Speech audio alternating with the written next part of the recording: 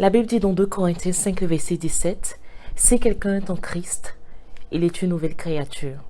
Les choses anciennes sont passées, et voici toutes choses sont devenues nouvelles. »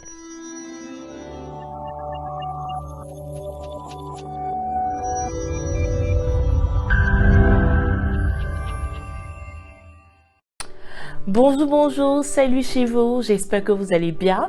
Moi, ça va très bien par la grâce de Dieu. Bienvenue au tout premier épisode de témoignages et faveurs divines. Je veux d'abord dire merci à toutes ces personnes qui se sont abonnées à ma page. Vraiment, merci, merci. Merci pour le soutien, merci pour les encouragements, pour les commentaires. Je vous dis vraiment merci. Je suis très contente de commencer cette aventure et votre soutien est quelque chose de très important pour moi. Vraiment merci et que Dieu vous bénisse. Aujourd'hui, je vais raconter le témoignage de ma rencontre avec le Seigneur. Je sais que dans ma vidéo précédente, j'avais dit que j'allais parler de l'enfantement, mais je me suis rendu compte que vous ne me connaissez pas vraiment. Vous devez savoir au moins comment j'ai connu le Christ, donc j'ai décidé de commencer par ce témoignage-là. J'ai donné ma vie véritablement au Seigneur en 2005-2006. Je dis véritablement parce que je suis née d'une famille chrétienne. Ma mère est chrétienne, mon père est chrétien. Et donc, dès le bas âge, j'ai été éduquée selon la voie du Seigneur. Je partais à l'église chaque dimanche avec mes parents. J'étais dans le département des enfants et je chantais aussi dans la chorale des enfants. À cette époque, je partais à l'église juste parce qu'il fallait que je parte. Je n'avais pas vraiment le choix. Il y avait une règle dans la maison de mes parents. Quand il est dimanche, tout le monde sera à l'église. Que tu sois chrétien, que tu aimes le Seigneur ou pas, ça c'est ton problème. Il est dimanche, tout le monde va à l'église. Si tu es visiteur à la maison, que tu es musulman ou bien tu es chrétien, quand il est dimanche, tu ne restes pas à la maison. Il faut que tu ailles à l'église. Donc, c'était la règle que ma maman avait établie dans la maison. Donc, le dimanche, il faut que j'aille. Voilà. Et aussi, j'avais les amis et tout. Donc, le fait de partir, retrouver mes amis, voir d'autres personnes, j'aimais ça beaucoup. Donc, c'était aussi une motivation aussi pour moi de partir.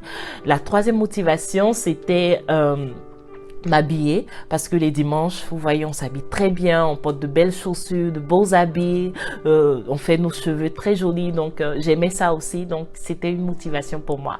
Donc les dimanches, pour moi, c'était m'habiller, aller à l'église, voir mes amis, passer un bon moment avec mes amis et rentrer à la maison. Malheureusement, c'était pas pour une bonne cause. Je ne partais pas vraiment pour prier, pour connaître le Seigneur, pour écouter la parole de Dieu, non. Je partais juste parce que je n'avais pas le choix et aussi parce que je trouvais plaisir à m'habiller, je trouvais plaisir à voir mes amis. Et aussi à l'église, il y avait deux moments que je n'aimais pas. Les moments de jeûne et prière et aussi les moments de veillée de prière. Vraiment, je trouvais que c'était trop d'efforts à faire pour le Seigneur. Je me disais qui était ce Dieu-là pour qui je dois me priver de sommeil, je dois me priver de nourriture juste pour lui plaire. Vraiment, je ne trouvais pas l'utilité et je le faisais à contre-cœur. Quand je le faisais, c'était à contre-cœur. Deux fois, même quand je partais ou veillais, je partais avec mon drap, avec mon oreiller. Et quand j'arrivais là-bas, je commençais un peu. Et après, je cherche un coin au fond de la salle, je me couche là-bas et je dors. Et aussi, quand il y a des moments de jeûne prière, je rentre dans la cuisine, je cherche quelque chose à manger là-bas, je me cache, je mange et voilà. Je n'avais aucun remords. Je trouvais que c'était vraiment trop d'efforts à faire pour le Seigneur. Et malheureusement, pourquoi je le faisais? Parce que je ne connaissais pas le Seigneur en profondeur. Je ne savais pas vraiment pourquoi il fallait le faire. Et c'était devenu vraiment une routine pour moi. Et malheureusement, je vivais ma vie de cette manière jusqu'en 2005-2006, où le Seigneur a décidé de se révéler à moi à une veillée de prière. Oh yeah!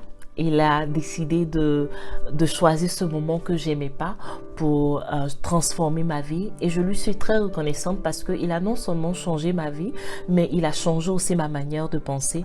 Parce qu'aujourd'hui, là où je suis, si tu me parles d'une veillée de prière où nous allons glorifier le Seigneur, nous allons louer le Seigneur, je vais courir pour y aller parce que je vois ça maintenant comme un moment d'intimité avec le Seigneur. Voilà. À cette veillée de prière en question, le pasteur a prêché sur la nouvelle naissance, l'intimité avec le Seigneur et aussi la communion avec le Seigneur. Et pendant qu'il prêchait, je me sentais vraiment concernée. Pourquoi je me sentais concernée? Parce que la manière dont il développait son message, il disait que, étant chrétien, est-ce que nous sommes nés de nouveau? Est-ce que nous avons cette communion avec le Seigneur? Est-ce que nous prions? Est-ce que nous donnons du temps au Seigneur dans nos vies? Et j'étais assise là et je me disais, moi je ne fais pas tout ça. Pendant que je pense que je suis chrétienne, pendant que je viens à l'église et tous les dimanches, je me rends compte que tout ce qu'il est en train de dire, ce ne sont pas des choses que je fais en tant que chrétienne. Et j'ai commencé à me remettre en question. Il a développé vraiment ce sujet en profondeur. Il a parlé de l'amour que le Seigneur a pour nous. L'amour qu'il a pour nous tellement qu'il a donné son Fils unique pour que nous soyons sauvés. Et là, je suis assise, je me dis, le Seigneur a donné son Fils unique pour moi. Et moi, je ne suis même pas capable de passer 1 heure dans la prière. Je ne suis même pas capable d'avoir cette intimité avec le Seigneur. Même quand on parle de jeûne et prière, ça m'énerve. Même quand on parle de veiller, je trouve que c'est pourquoi je vais faire ces efforts. Mais le Seigneur a fait plus que des efforts pour moi. Et vraiment, j'ai commencé à me poser ces questions-là et tout. Et j'ai commencé vraiment à avoir mal. J'ai commencé à avoir mal parce que je me suis rendu compte qu'en tant que chrétienne, je n'étais pas dans cette dimension avec le Seigneur et c'était vraiment triste. Après ça, j'ai commencé à pleurer. J'ai commencé à pleurer.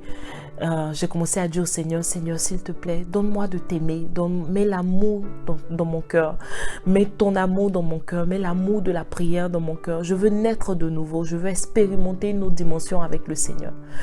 Et le pasteur, quand il a fini de prêcher, il a dit, qui est-ce qui veut donner sa vie au Seigneur? Et j'étais assise là, je sentais qu'il fallait que je dise, moi, je veux donner ma vie au Seigneur. Mais tenez-vous bien, j'étais dans mon église. Je suis dans cette église, ça fait des années. Et un pasteur vient et nous demande qui veut donner sa vie au Seigneur. Et moi, je vais me lever comme ça, aller donner ma vie au Seigneur. Vraiment, qu'est-ce que les autres vont penser? Ils vont se dire que, oh, je suis dans cette église depuis longtemps, donc je n'ai pas donné ma vie au Seigneur. Et j'avais vraiment peur, j'avais honte et tout. Mais le Seigneur m'a fait grâce et j'ai pris mon courage à 2 mains et je suis allée devant l'autel et j'ai dit oui, moi je veux donner ma vie au Seigneur. Et je me suis rendu compte que je n'étais pas seule, il y avait plein de personnes que je connaissais qui étaient là depuis longtemps, qui ont décidé aussi de donner leur vie à Jésus dans ce même moment-là. Et vraiment, j'ai su que le Seigneur avait choisi ce moment pour me transformer. Quand je suis arrivée, le pasteur a commencé à prier. Il a demandé d'abord qu'on mette la main sur notre poitrine, sur le cœur. Et quand j'ai mis la main, il a commencé à prier. Il a commencé à dire, Seigneur, voici tes enfants qui ont décidé de te donner leur vie aujourd'hui. Fais quelque chose, emmène-les dans une autre dimension avec toi. Et pendant que j'écoutais sa prière, le Seigneur a commencé à opérer un grand miracle en moi. J'ai commencé à expérimenter quelque chose d'extraordinaire. J'ai commencé à parler en langue. J'ai commencé à prophétiser. J'étais agitée, je pleurais, je ne comprenais pas ce qui m'arrivait. Mais j'étais contente que ça m'arrive parce que j'expérimentais une certaine joie dans le cœur. Je disais, waouh!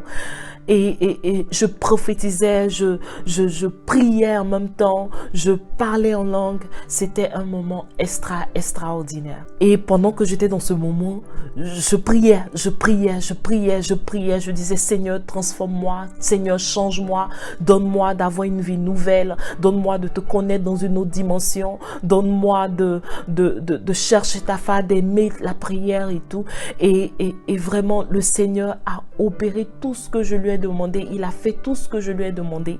Et ce jour-là, ma vie a changé pour le meilleur. Ça a changé vraiment. Je n'ai même pas les mots pour expliquer comment ma vie a changé. Je suis retournée à ma place.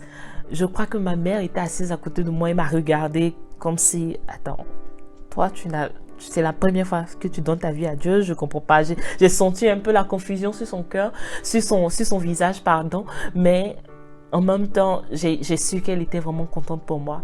Et j'étais très contente vraiment d'avoir fait ce geste, d'avoir eu ce courage-là d'aller devant et de décider de donner ma vie au Seigneur ce jour-là.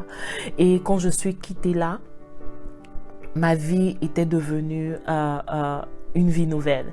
Et comme il a dit, comme je l'ai dit, quand tu donnes ta vie à Christ, les choses anciennes sont passées, voici toutes choses sont devenues nouvelles. Et vraiment le Seigneur avait fait de moi une nouvelle personne.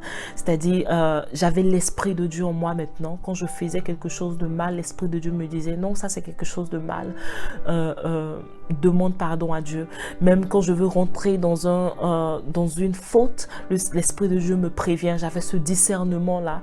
Et j'avais le parler en langue, je prophétisais vraiment, je ne pourrais expliquer, mais c'était extraordinaire, c'était extraordinaire. Jusqu'à maintenant, c'est extraordinaire d'en parler et de continuer à expérimenter ces moments-là. Le Seigneur a dit dans sa parole, dans Ézéchiel 36, le verset 26, et je lis, « Je vous donnerai un cœur nouveau et je mettrai en vous un esprit nouveau. J'ôterai de votre corps le cœur de pierre et je vous donnerai un cœur de chair. » C'est exactement ce que le Seigneur a fait avec moi. Il a enlevé en moi ce cœur de pierre, ce cœur qui n'était pas prêt à prier, ce cœur qui n'était pas prêt à expérimenter l'amour du Seigneur, ce cœur qui n'était pas prêt à faire des efforts pour le Seigneur. Et il a mis en moi ce cœur de chair, ce cœur qui est prêt à tout pour le Seigneur, ce cœur qui est prêt à avoir des moments de prière, à avoir des moments d'évangélisation. Et je le suis très reconnaissante. Et s'il a fait pour moi, il peut le faire pour toi. Mon frère et ma soeur, je ne sais pas ce que tu traverses en ce moment. Je ne sais pas ce que tu vis en ce moment. Mais sache que le Seigneur a la solution. Il a la solution à tout problème. Il a la solution à toute difficulté. Donc, si tu n'as pas encore donné ta vie à Dieu, si tu n'as pas encore expérimenté ce moment que moi j'ai expérimenté, fais-le aujourd'hui. Fais-le aujourd'hui, ne remets pas à demain. On a cette habitude de toujours dire, ok, c'est bon, demain je vais le faire, demain je le ferai. Mais tu ne sais même pas ce que demain te réserve. Tu ne sais pas ce que le demain te réserve. Aujourd'hui, le Seigneur te donne cette opportunité de lui donner ta vie. Donne ta vie au Seigneur. Dis au Seigneur que tu veux marcher avec lui. Dis au Seigneur de prendre ta vie, de transformer ta vie. Et tu verras, il le fera. Il le fera. Il est toujours là pour nous. Il est toujours là pour nous. Il a donné son Fils unique. Il a donné son Fils Jésus pour que tu sois sauvé. Donc, tout ce qu'il attend de toi, c'est que tu lui donnes ta vie, c'est que tu lui ouvres ton cœur pour qu'il en rentre. Donne ta vie à Jésus. Donne-lui la place dans ton cœur. Et tu verras que tu auras ces moments extraordinaires comme je l'ai eu moi. Voilà. Et c'est tout pour aujourd'hui. Voici mon témoignage, comment j'ai rencontré le Seigneur et je suis vraiment contente de l'avoir partagé avec vous. Comme je l'ai dit, si vous avez des témoignages, s'il vous plaît, n'hésitez pas à me les envoyer par email. Je laisserai l'email dans la boîte à description et ça va s'afficher quelque part sur l'écran. N'hésitez pas à m'envoyer vos emails. Je serai très contente de les partager avec d'autres personnes pour que d'autres personnes soient touchées. On se voit le dimanche prochain. Le dimanche prochain, je parlerai de mon témoignage sur le mariage. Oh oui, sur le mariage. Comme je vous l'ai dit, je suis mariée depuis 4 ans. Et avant de rentrer dans le mariage, j'ai eu vraiment beaucoup de difficultés. Et je serai contente de partager ça avec vous. D'ici là, portez-vous bien. Je vous aime, mais le Seigneur vous aime encore plus. Bisous. Oh.